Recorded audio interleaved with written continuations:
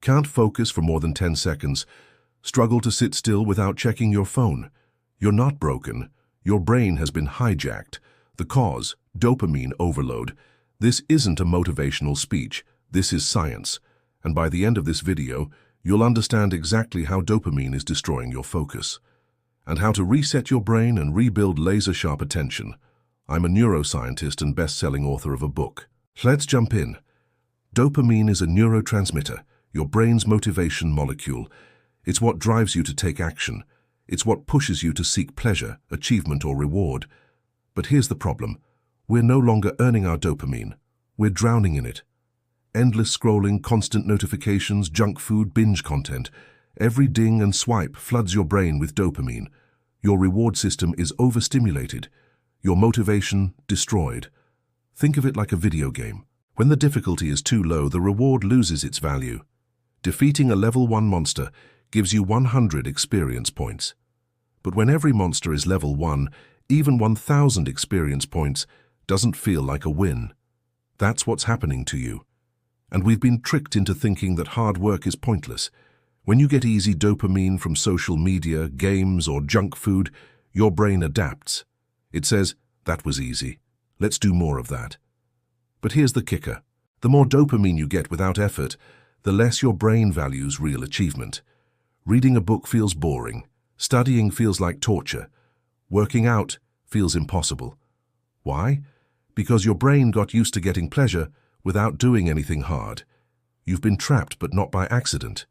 In his book Dopamine Nation, Dr. Anna Lembecki argues that tech companies intentionally design their apps to abuse your dopamine system so you stay addicted to them.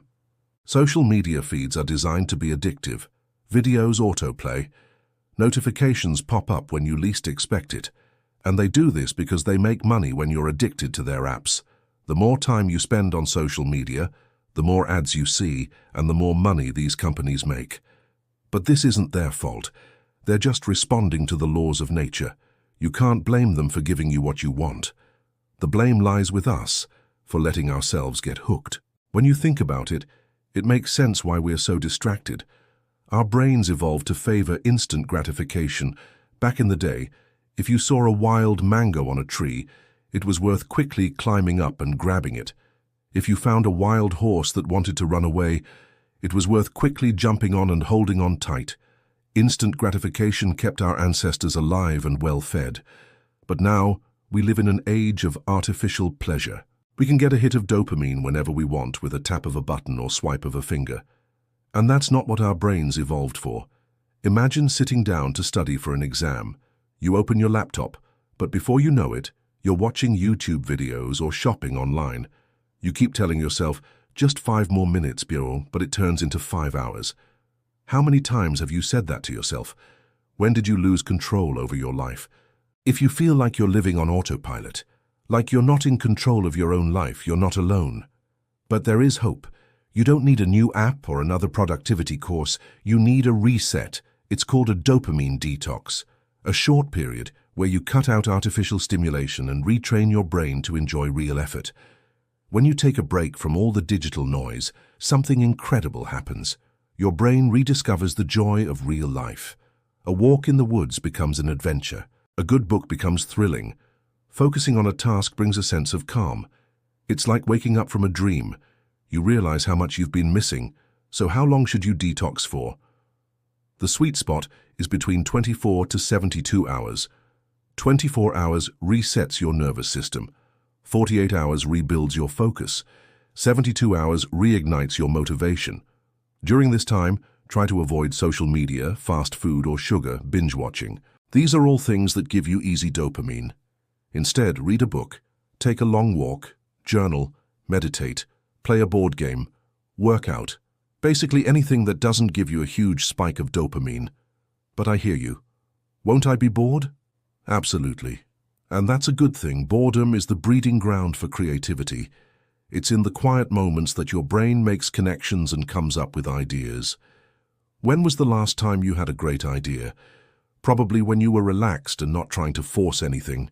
Boredom also helps you appreciate what you have. When you're constantly bombarded with stimulation, you take it for granted. But when you take a break, you realize how much you've been missing. You start to notice the little things, the birds singing, the flowers blooming, the taste of a fresh meal. The first few hours of a dopamine detox can be tough. You might feel irritable, anxious, or restless. That's because your brain is used to getting a constant supply of dopamine. But stick with it. In a few days, you'll feel amazing. You'll sleep better, think clearer, and feel more motivated. And that's just the beginning. Imagine what would happen if you reset your brain every week. Your attention span would improve dramatically. You'd be able to focus on one thing at a time and get it done. You'd be less likely to procrastinate or get distracted. In fact, you'd be unstoppable. Imagine how much more you could achieve if you weren't constantly battling your brain. Imagine how much more you could accomplish if you had laser focus. Imagine how much more successful you could be if you weren't constantly distracted. But here's the catch. To really make this work, you need to keep it up. It's like going to the gym. One workout won't make a difference, but a consistent routine will transform your body. So how do you maintain your focus after a dopamine detox? It's simple. Just don't go back to how you were before. Keep the good habits and drop the bad ones. Start by making your phone harder to reach during work. Put it in another room or put it in a drawer. You can also schedule specific times to check social media instead of constantly refreshing it. You've probably heard the advice to prioritize your mental health. Well, here's how you can do that.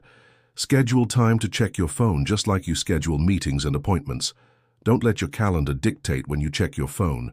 Check your phone on your terms. Next, schedule specific times to check your email instead of constantly refreshing it. Set aside 30 minutes in the morning and 30 minutes in the afternoon to check your email. Anytime you get an email in between, remind yourself that you'll address it in one of your scheduled breaks. Before long, you'll find yourself checking your email less often. And finally, schedule specific times to check social media instead of constantly refreshing it. Set aside 30 minutes in the evening to check your social media. Anytime you get a notification in between, remind yourself that you'll address it during your scheduled break. Before long, you'll find yourself checking social media less often. This isn't about avoiding pleasure. It's about taking control of your life. It's about choosing to pursue things that matter most to you. It's about stopping the endless scrolling and starting to live. Think about it. How much time have you wasted scrolling through social media? How much potential have you wasted by not focusing on your goals? It's time to stop wasting your life. If you liked this video, please give it a thumbs up. And don't forget to subscribe for more weekly videos on how to thrive as a human being. Thanks for watching. See you next time.